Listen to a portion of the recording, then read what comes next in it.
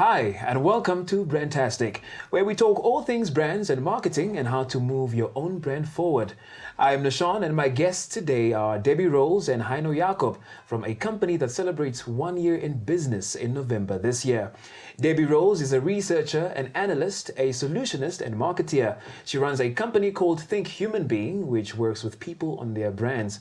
Debbie's career spans more than 20 years, where she has experience in brand strategy and consulting. She has worked for a number of multinational blue-chip companies, including Palmolive, Unilever South Africa, and Colgate. And Heino Jakob, who is director of a fairly new company called JetBlast, who makes ice pops, amongst other things. The company celebrates its first anniversary in November 2022. Heino and his fellow director Deryn Zerht both worked in the airline industry as commercial pilots, and when the airline went into liquidation last year, they decided to set up a company selling ice pops. Debbie and Heino, welcome. Thank you, Nashawn. Thank you so much for being here today. Let's start with you, Heino, from being an airline pilot to making and selling ice pops. Would you say that's a natural synergy? No, not sure. Not at all. There's two different worlds entirely. It was quite a change for us, and it took a bit of convincing to do. But we are set in our new career, and we're going for it. Sure, but why ice pops though? And how's the journey been? Tell us about the that's a good question. So it basically started with an old family idea that we had, sitting on the beach, having some ice cream, and the idea came up to do alcohol infused ones. Sure. And so we discussed it in the family. Life got busy and everybody forgot about it. Eventually Namibia got liquidated, sat without a job, tried a few things, and then I asked the family, listen, are we still doing this? What's happening? No, I can go ahead with it. And that's when I approached Deryn Zerht, an ex-colleague of mine, and gave the pitch literally on a piece of paper before he was leaving up to the north. They were traveling in the Zambezi region, and we made the call from there to go ahead with it. So we just got the basic equipment, and we said that the idea was to only overbridge until flying starts going, and nobody knew what was going to happen. And we were so happy with the results that we said, okay, we're going to invest more and push this. So what did friends and family think about this company the moment you set it up? Mixed reactions. Yeah. We had the close family friends. They were very supportive, loved the idea. But I don't think they thought we were going to do where we are now. Ex-colleagues, some of them laughed, literally. We were told, as long as you're having fun, that's fine. Yeah. And I said, well, we're having a bit more than fun. We're very serious about this. And but overall very supportive. Also the general public in Namibia, and it's been a nice journey so far. So the move that you made, do you think it was a brave move? I wouldn't call it brave, maybe a bit uneducated at the time, but it worked out very well. So where we're going now, we have learned so much in the meantime. We know exactly what to do, how to move forward, and we're using from some failures, luckily small failures, but we're going at it and learning, and we know how to place us where we need to be. Okay, so how would you describe the journey so far? Would you say it's been a good one? Yes, very. Tiring as well at times. We are facing constant challenges and stuff, but that doesn't get us down. So, every time you face a challenge, there is a solution. You must just think outside the box, learn it. It's actually quite funny. We use a lot of airline tricks and trades that we learned, sort of go through a checklist, how to do it, and that helps us a lot. But there's always a solution. You must just look for it. Okay. So obviously with starting this business, you were not getting a fixed salary. How has that been? Tough. So especially at the beginning. So that's not easy. So you have to admit, if you work for someone, you do your job, that's it. You work from 8 to 5, whatever flying we were doing. You get your salary at the end of the month, and the rest is not your problem. You're not worried about how the fuel gets paid. You don't worry about the maintenance. So that's much more stress-free. Where we're sitting now is, that the morning you get up, that's you got to make it work. I was talking to someone the other day, so he started a new business as well, and his idea was every morning he gets up, he sees himself as unemployed. So that's his motivation, and I think that's a nice way to do it. But that's the reality of it, and we're reinvesting constantly to be able to push and do what we do. Right. Let's quickly talk to you, Debbie. Do you hear of a lot of people that, change their career paths, starting a new business in a different sort of like industry? So it's quite interesting. I was actually just picking up on what Heino said, which is quite refreshing, is this application of what you've learned in the airline industry. So it's so nice because often we work in silos and you think you're kind of in industry and like, how do I shift to somewhere else? But you have the skills, you're equipped with different kinds of knowledge, and I think creativity lives within that space. I mean, you're bringing things that are new to this area, which could position you differently and help you in that industry. So just to answer your question, I'm actually doing, and I know we said that I'm a marketer and I work with people on their brands, but actually I work with people on their purpose, like why they do what they do. And I think what I'm seeing a lot lately is people questioning their current careers. I think for you guys, you were forced into a different area. You see a lot of executives sitting now in the C-suite, and they're saying, what am I doing? You know, like, is this what I'm meant to be doing? And maybe they are in the right place, but sometimes it takes shifting into a new area to kind of be inspired again and get a bit of passion back for what you're doing.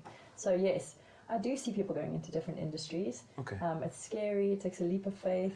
Sure. Sometimes it's great if you have no choice because you just in it. And when you're in it, you just dive and you carry on doing what you do. Now, moving from being a pilot to making and selling ice pops, obviously it's like we're saying it's something entirely different. What would you say were some of the challenges that you experienced when you set up this business?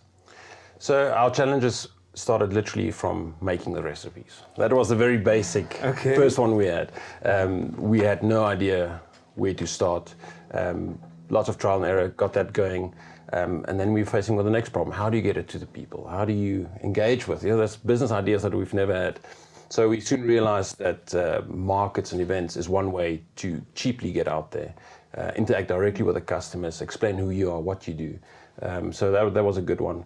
And then from there on, when we decided to move into our factory premises in Windhoek and set up a bigger factory, we were facing lots of challenges. Everything from admin, going into bulk orders to get the right ingredients, how to upscale your production, how to get it out. Logistically wise, transport is a big challenge for us that we're working currently. So there's been lots of challenges. But we've learned most of it, I think, for now. And we're constantly working on new ideas as well. And with that, obviously, new challenges are coming. Okay. So would you then say that it was easier to start the Ice Pops business as opposed to starting a whole new airline, since you were a pilot before?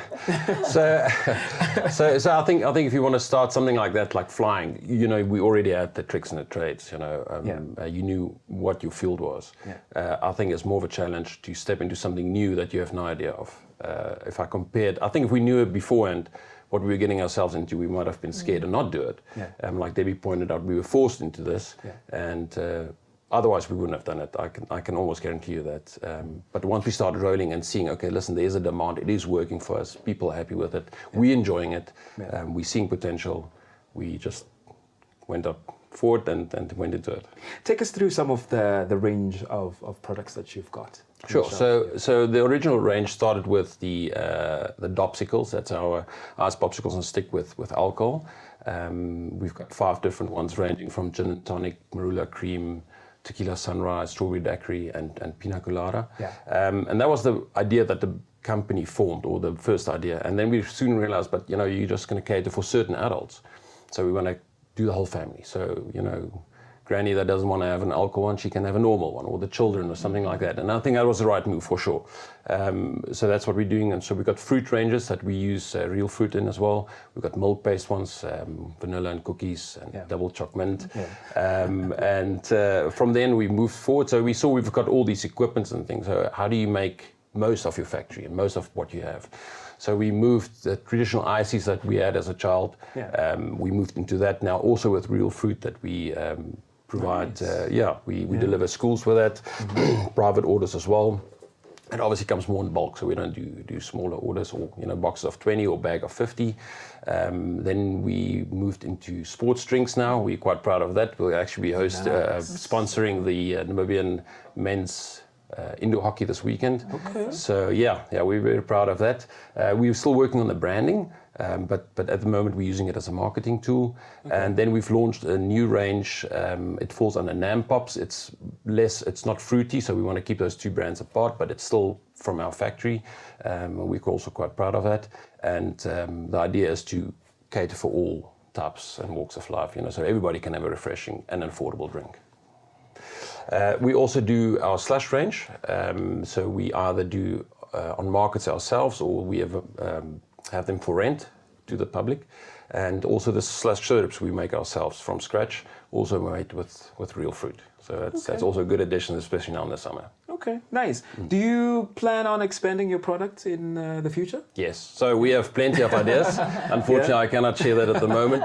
We have more ideas than what we have space and the financial means at the moment, but we are very excited. So there's so much that we can do and offer, and we just keep evolving the whole time. So we've only been a year now, so we need to allow us to get some breathing space and move forward. Yeah. But yes, no, there's quite a plenty that we still want to do. So Debbie, what do you think is the importance of expanding? Oh my goodness, that's a big one. So, I must say, I just love sitting here and listening to these stories. I absolutely love passionate people, and you can hear when a couple of things, when the story's so authentic, coming from where you sat on the beach in a family and coming up with an idea and going into it, and I can sense that there's a real drive in terms of delivering value to the customer in whatever space that is, affordability, that the product's right and it's in the right areas and spaces. Sure. Sorry, your question again, because you were saying? The importance of expanding a product. I think your answer was really good. Look, scalability, when people start businesses, often, as I said, you guys were forced into a business because of the need. You had a need to go into a business. Sometimes entrepreneurs walk into a space and they start a business to be an entrepreneur, right, as opposed to delivering value. And then you start to think about things like you have the space of unicorns where people just want to list. I'm just going to grow this business and we're going to sell it. Right. So the aim is not actually about delivering value to the customer and really building a brand that you can be proud of and that you're in it for the long run. So they start a place from how we're going to grow it and sell it. And also, when you start with scalability in mind, your focus, where your attention goes, your energy flows. And you move away from the space of delivering value to the consumer and what do we stand for? Why are we in this business? How are we delivering value? So yes, obviously every entrepreneur wants to scale because that means more market, right, profitability, but you really have to keep the core focus on why are we doing it and on that customer. Yeah. And then you will scale in the right areas. As opposed to scaling in the wrong areas. And I must just say, it's so nice to hear. You hear these things in textbooks, like people say, fail to learn. Yeah. And it's so cool that you guys are in that space doing that, because that's the only way. Yeah. It's the only way to test something. Doesn't work, and it doesn't work usually because there's no customer need, so no feedback and tweak it and move. So I think that's really admirable. Okay. Cool. So you took us through the range of products that you have. So you do more than just selling your ice pops. You also do events, like corporate events, you do weddings. Yes. Is it really important to diversify in that regard? For sure. So we see, or we saw in the past, and what we're going through, if we only rely on one product, it's a crash in something, or a supply breakdown, you're stuck with something. So we see that, so it's important. I just want to rewind a bit what Debbie said. You still want to remain your core value. So it's very important for us to keep delivering, and because we're putting our names to this, and we're very proud of it. So it's important if we want to scale and diversify, to still be able to deliver. So it's a challenge. We need to really keep because you can easily get carried away with what you want to do. So diversify is very important for us. So we targeting different markets. It's in the same area, but everything from schools, homes directly, markets, retailers, corporate events, and that's working well for us. Put your eggs in all baskets there. Sure. Perhaps, Debbie, you can also take us through maybe some pros, some cons, maybe, when it comes to diversifying. I think I actually just wanted to jump in there as well, because I think entrepreneurs that also in Namibia must remember that a lot of, particularly these fast-moving consumer goods, putting things into retail and getting out there, is that Namibia is a lot about, and running a business is also about economies of scale. So yes, to make your product more affordable, you need to have bigger numbers so that you can get the packaging and all of that stuff going. So I'm sure that is, it's an important thing to remember, is to anchor in that space where you go, okay, well, these are our core ingredients. Yeah. How can we diversify based out of this basket so that we can increase our economies of scale around certain ingredients or cups or whatever that packaging is. Yeah. So there's a lot to think about. Different markets. I mean, expansion, you can also think into different, so it's either different products or, you know, different markets completely, and I think that's probably a longer term goal. Sure. Because you can tap into a big market that's wonderful in terms of economies of scale, and where do you focus that energy? Yeah. But I think it is important for Namibians to realize that you may have to diversify to tap into different niche markets to create a bundle in terms of, you know, really generating income in an area. Okay. Heino, with starting a business, obviously there's a lot of things to think about. Did you think about branding, or how much thought did you put in terms of the branding? A lot. So when we came up with the name, for instance, we wanted something that ties us back to the aviation industry that we're in, hence the name Jet Blast. Yeah. But it also gives you the same idea that it's chilled and it's cool, and it's we wanted sort of a retro look about it, sort of pulling the old and the young together, which I think, well, we're quite proud of it, and we've received the same comments from customers. So lots went into that. Many things we didn't know before. You know, you're talking from printing your packaging to colors, to layers and plates and everything. So we've invested a lot into it. It is paying off. It's still early days, so it's something that will take many years. But the trend that we're seeing, it's the right thing. You know, it also gives our product more credibility. Okay. You know, we're just not here to quickly make a buck and leave. Our name is behind it, and we want to stick to it. Yeah. Do you have a specific strategy in terms of the branding? It's evolving the whole time, to be honest, because also we don't know that much. We're learning ourselves as we're going along, so it's constantly evolving. But we try and tap, if Debbie says something, I'll take it back and I'll go report back to Deryn, and we discuss it. And if we meet with someone else and they make a comment, so we do lots of interaction with business people. So we're changing it as we go along. I wouldn't say it's a straight arrow, but the direction is where we want to be. Okay. Anything you'd like to add to that, Debbie, perhaps? No, I think it's a beautiful thing, and I think where you said it really, people take you seriously. Yeah. Okay. I mean, that is the value of creating a brand. So there's very much, so a lot of the stuff that we've spoken about is internal. It's more about intention and purpose. It's like, okay, cool, from the space of our business, what are we trying to do here? Which customers are we going to talk to? And then the brand, as I said before, is owning a space in someone else's mind. Yeah. Okay. And it's really important to be intentional about those. Okay, this is what we look. I mean, I love Jet Blast. It's cool. It really anchors it in a space in terms of, you said, the feelings of coolness and iciness, and I can see how it makes sense. And it's beautiful to spend some time in terms of that brand space and say, okay, cool. Here's our beautiful logo. Like, what are the words? What do we want people to associate with us? How are we going to? And consistency is so key. So it is. So I mean, obviously, you're starting out, so you're finding your way.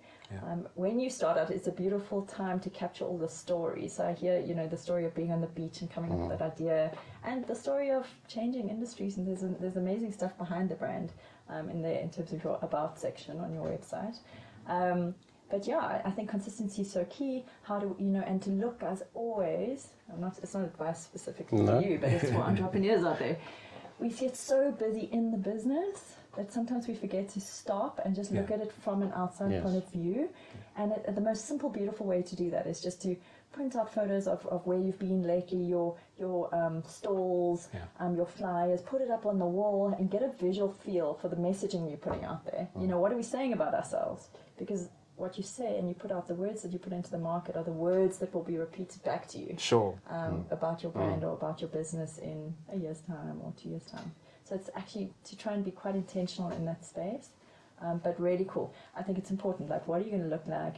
A lot of young entrepreneurs start businesses in Namibia on a Gmail address, and I always say, take a step into having like your brand, own that space. Yeah. And it looks professional, and there's a bit of credibility in that space. Then this is what we look like. I can see it now on Heino's shirt. It's fabulous. Yeah, love it. Love to see it. Did you get any help with your branding? Yes. For Jet Yeah. Blast? Yeah. No. So we came up with basic ideas, and first discuss it. What do we want on? What should the aircraft more or less look like on our logo? What colors do we think? And then we started talking to a graphic designer, and that was the right decision for sure. So she came up with so many ideas.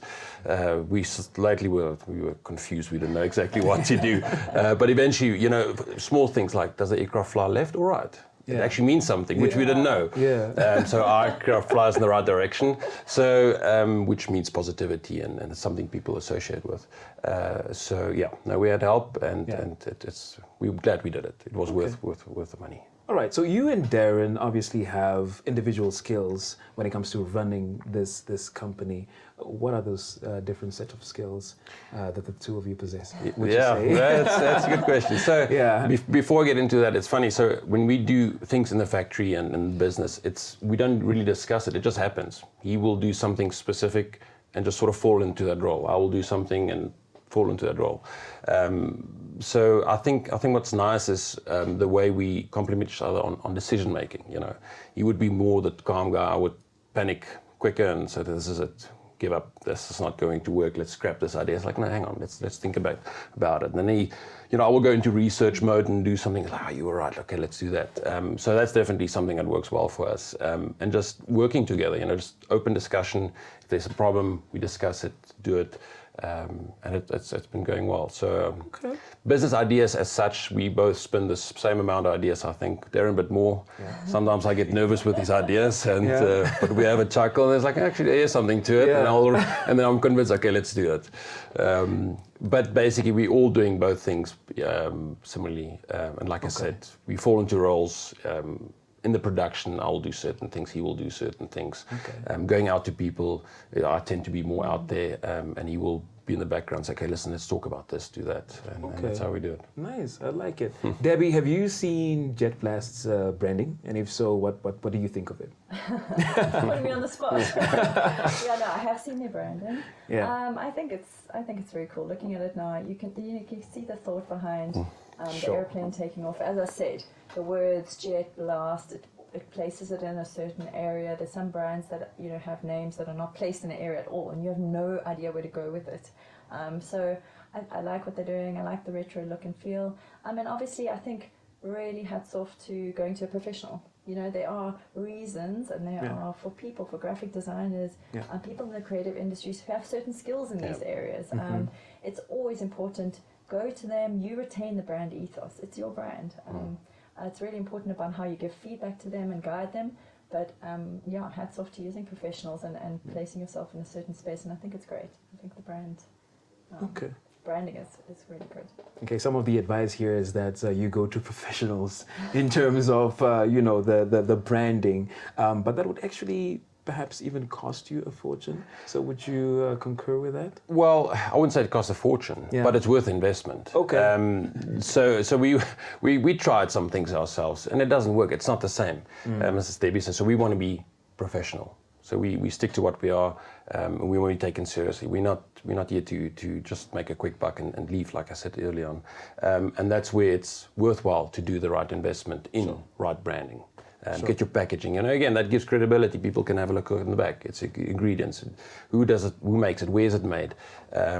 Also, it's made in Namibia. So, if you don't have that, people think, and we've had that before, we just import the finished product from South Africa, bag it, package it, and send it out.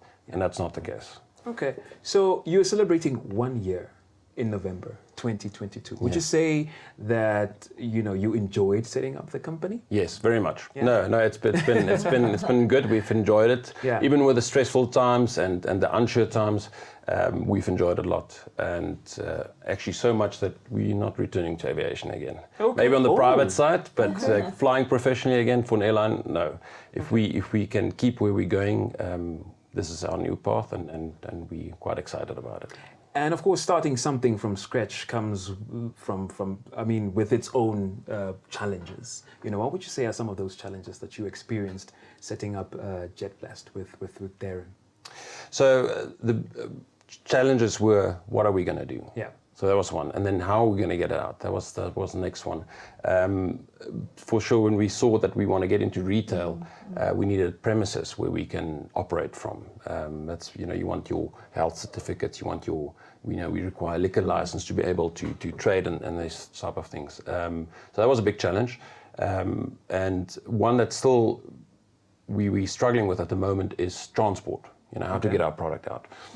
The cold chain is difficult, it is tough, it's costly, but we've acquired our own freezer van now that we're very proud of, and we will start doing it ourselves. It's going to cost us, but we take ownership of it then. We know it's going to get where it needs to be and what condition it is. So yeah, those were one of the bigger challenges. And then scaling, just on the production side. So you were mentioning out there, how do you scale and how do you do it? You want to do it because, in the fast moving consumer goods, it's about numbers that need to go. And still remaining competitive in your pricing and your core focus that you want. So it was challenges. How do you get bigger supplies on our fruit, for instance? How do you, or your sugars that you start using? It all increases, and keeping up with it, and packing space and freezing space. But we've got, I think the skeleton is there, and we're building further on that. Okay, so take us through your solutions or your means of distribution for your products. Okay, so we were advised by a businessman as well, so this is something we took serious. So we had this idea in the beginning, we're going to be all over Namibia. Yeah. And he said, no, don't do that. You're gonna fail. Just focus on Windhoek. You are in Windhoek, this is where you are. Focus on that, get that right, and start doing it. And then, So we were a bit, okay, we thought we were going to be all over Namibia. It was the right advice, and we listened to him. And that's what we're doing. So we're focusing on Windhoek. We at retail stores, we offer freezers that we put in a retail store, even small spaces. So it doesn't need to be a big commercial grocery store where we are at. Sure. So we know the feet are happening, and we're quite surprised with how many people actually visit smaller shops. So they're not to be mistaken. So we put those freezers out there. People need to, obviously it's our product in there that we want. So we're doing the same as other, it's our investment, and we want a return on that as well. That's branding as well. So that puts our name out there. And again, we do the deliveries ourselves in Windhoek. So, Heino, take us through the funding for the freezers in the retail shops.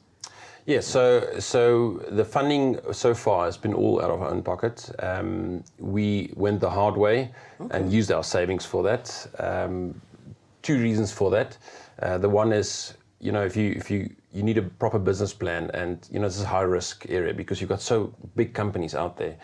Your traditional ice cream manufacturers. I think if anybody looks at that, they will just shake their head and say, no, you can forget about that. So we delved into our savings, we're risking it, and we're willing to do it. It's the right decision. So those freezers that we're putting out there cost a lot of money, but we know that we will get it back. And again, like I said, it's with part of our branding and marketing out there. They go hand in hand, and you unfortunately, you cannot go the cheap way and expect the sales. It's not working, especially in the industry that we're in. Okay, Debbie, what are your thoughts? My thoughts, I actually have two things I wanted to say. Okay. The one was, actually it's incredible on a personal journey, and I just wanted to comment on that, because moving from a space of, and I'll use you guys as an example, but it happens in a lot of places, is you have an identity as an airline pilot. It comes with, it's a title, there's a little bit of, prestige, it's a certain, you work in that industry for a long time, and it kind of shapes who you think you are in an area. So hats off to going into a new area like that. You have to be prepared that you lose your identity. So it's a huge personal journey in terms of questioning your own space and who you are. And I really like the fact that you have been prepared to say, okay, we don't know what we're doing. To have conversations with other people, business leaders, packaging experts. To say, I don't need to know what we're doing. And that's part of the thing. And to go out there and say, just be curious. How did you do it? And I think where the world is at the moment, it's a really beautiful open source thing. Of course, there are some people who will hang on to their secrets and not want to share that with you. But the way the world's going is, this is what I've learned, this is what I know, test it in your area, it's great. And I really, guys, it's really important to do the homework, okay? If you're going into an industry, if you're going into the retail thing, trade, of course, in Namibia, about 60% of all fast-moving consumer goods go through the commerce region. Okay, so it's a great way to focus and to test and to scale locally before you get those extra costs. interestingly enough, actually Adidas globally went from their big global strategy a couple of years ago, and they moved to a city strategy and really just focusing on 5 key cities around the world, getting it right in that city, and then it almost automatically scales into different areas. So I think that's also really nice to look at the market. And there's no difference, there's no more success and cheers and balloons for going to every corner of the country than there is to getting it right in a certain area and being successful. And maybe you even stay there. Who knows? You know? Okay, thank you. Thank you very much for that. I think I'm learning a thing or two here today. Okay. Sure. That's it for this episode of Brandtastic. We will be back with part 2, where we will talk more to Debbie Rowls about marketing brands and Heino Jakob and the challenges facing his business and his fledgling new company. Don't forget, all our episodes appear on all platforms, including the 99FM app, YouTube, Spotify, Apple Podcasts, Amazon Music, and Google Podcast platforms. Plus, you can download every episode to listen again. Please join me, Nashawn, next time for part 2 of Brandtastic.